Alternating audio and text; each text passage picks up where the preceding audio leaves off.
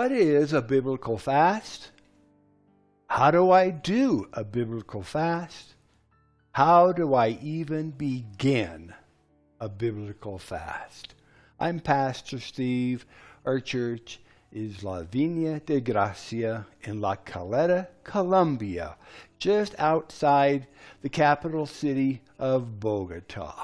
We are in the middle of our 40-day time of prayer and fasting, declaring war in the heavenlies, victory in the earth. Thank you for following with us. And this is what I want to talk to you. What is a biblical fast? How do I do a biblical fast? Where do I even begin? Always lots of questions. So I want to share with everyone some practical tips and comments on fasting, and in particular, some things that I do personally. I generally have several calendar dates and events that I like to refer to when starting my fasts. I like to start on the first day of a month, and then this makes it very easy for me to know exactly what day of my fast I'm on. In other words, if the date is the 5th of the month, then I know that I'm on my 5th day of fasting. If the date is on the 12th, then I know that I'm on the 12th day of my fast, and so on. I also like to pick a special day or event to begin my fast, especially the longer fasts. Now, I like to start on January 1st. Because it's the beginning of a new year, and fasting is a great way to kick off and set the tone spiritually for the incoming year. I also like to use my birthday to start my fasting. It is obviously an important date for me, and although it does make it a little more complicated to track the actual days that I have been fasting, you can use any date or special event that makes sense to you. It is more important that you actually begin fasting than it is what day you begin with. Another thing, and this may sound gross or out of place, but even though you are fasting and not eating solid foods, be sure that you remember to brush your teeth regularly, maybe more often than you normally would. Those around you will appreciate your spiritual effort all the more. So there are two types of fasts commonly practiced by Christians today: a partial fast and a complete fast. Now, a partial fast is described in the book of Daniel. For 3 weeks, Daniel, who was a prophet during the time when Israel lived in exile, he abstained only from delicacies like meat and wine. You can read this in Daniel chapter 10, verse 3. A complete fast means drinking only liquids or sometimes juice when fasting for an extended period. Juice fasts will provide you with more energy than water-only fasts and still lead you into the humbling experience of denying your desire for solid, chewable food. If you are new to fasting, start slowly. Progressive steps helps your body become accustomed to the drop in food intake. You can start by fasting 1 meal a day, 1 day a week, or 1 week a month. As fasting becomes a part of your spiritual lifestyle, you will be able to increase the number of times and the length of your fasts. Fasting is a marathon. It is not a sprint. So in preparing for the fast, The normal fast involves abstaining from all forms of food, but not from water, and commonly lasts 24 hours, usually from sunrise to sunrise. If you are fasting for the first time, you might begin by missing a meal or two. Over time, you can build up to a full day or more. Begin by refraining from solid food, but drink liquids. Water is the best, since soft drinks are not good for the digestive system, and coffee and tea stimulate the nervous system. Before beginning a fast, it is best to eat lightly and cut back on caffeinated drinks. During the first few days of a multi-day fast, it is common to experience headaches as the body withdraws from caffeine. Now, in my experience of both short and long fasts, the first couple of days are generally the hardest because of habit eating. After the third day, I have found that fasting is fairly easy to continue. Now, although I will declare a specific time of fasting, if I find myself feeling very hungry, I will pray and ask the Lord if this should be the stopping point in the fast or if I should continue. Generally, for the more experienced fasters, once hunger returns, it is time to end the fast. One example of this is found in Matthew chapter 4, verse 2. Matthew 4, verse 2.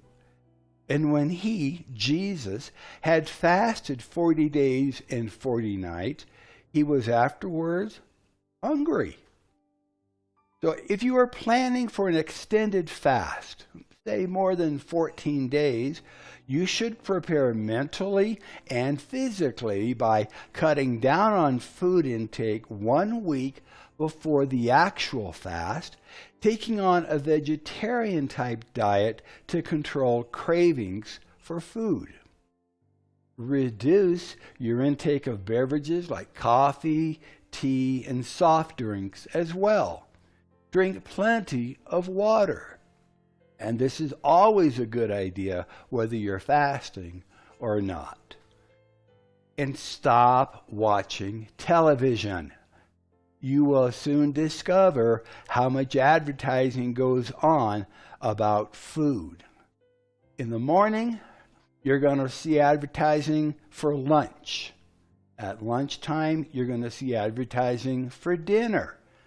Around dinner time, late into the evening, you're going to see advertising for snacks, after school, in between meals and treats. So stop watching television.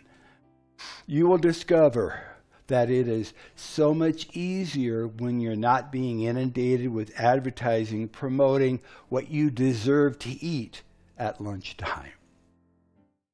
So it's your choice, but I found it easier to eliminate or reduce watching the TV.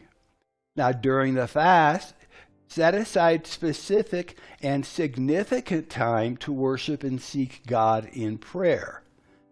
Plan ahead so that your time can be unhurried and conducive to enjoy the Lord.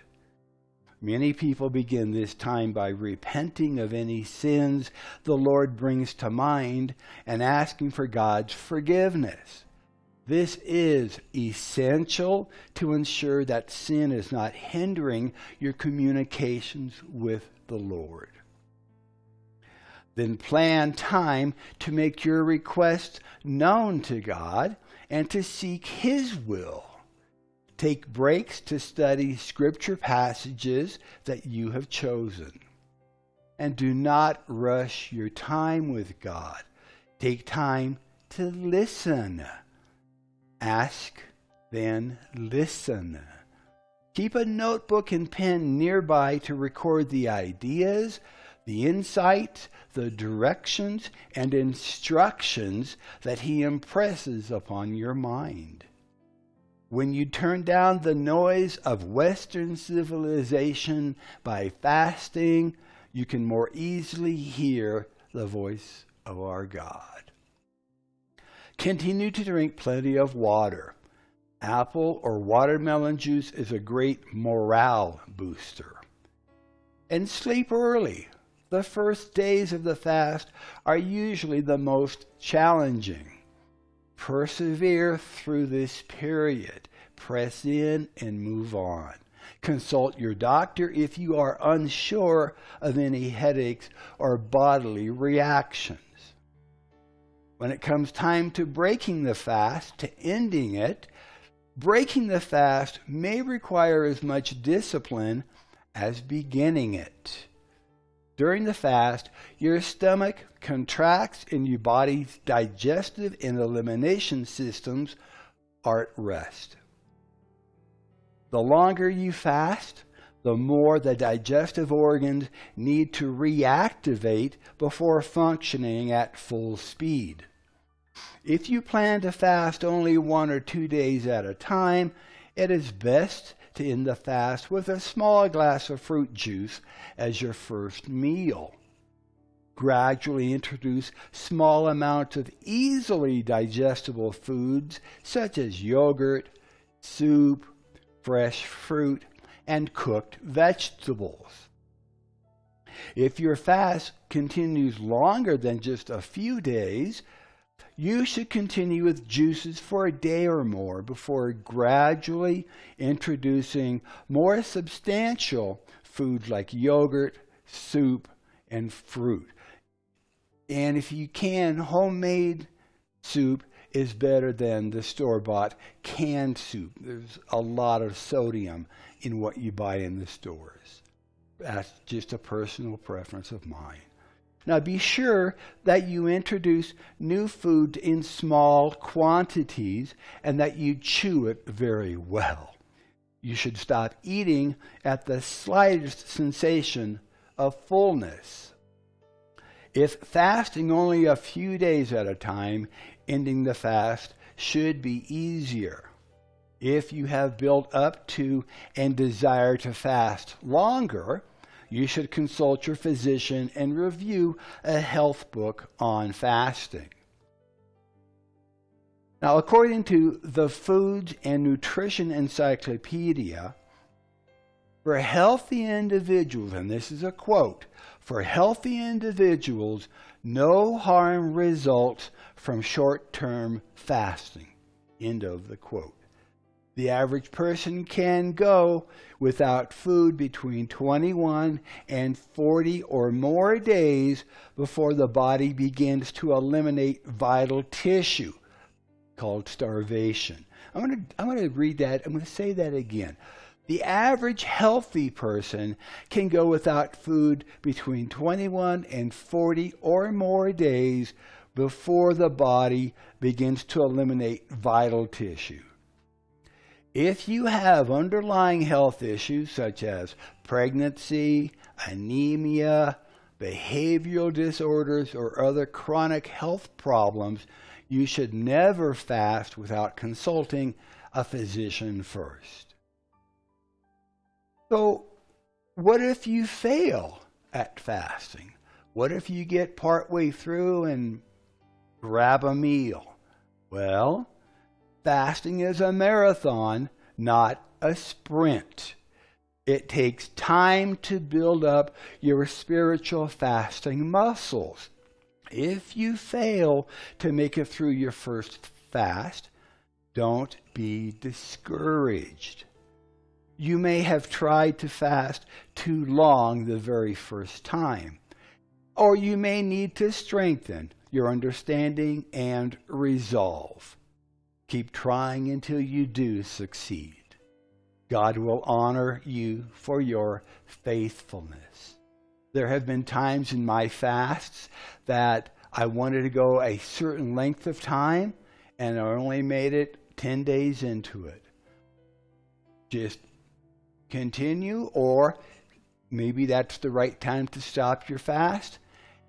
Start again fresh a week or two later. Pray about it and declare the time. It's not a competition. It is a marathon. God will indeed honor you for your faithfulness. So in conclusion, fasting is a way God's people have humbled themselves before Him for more than 3,000 years.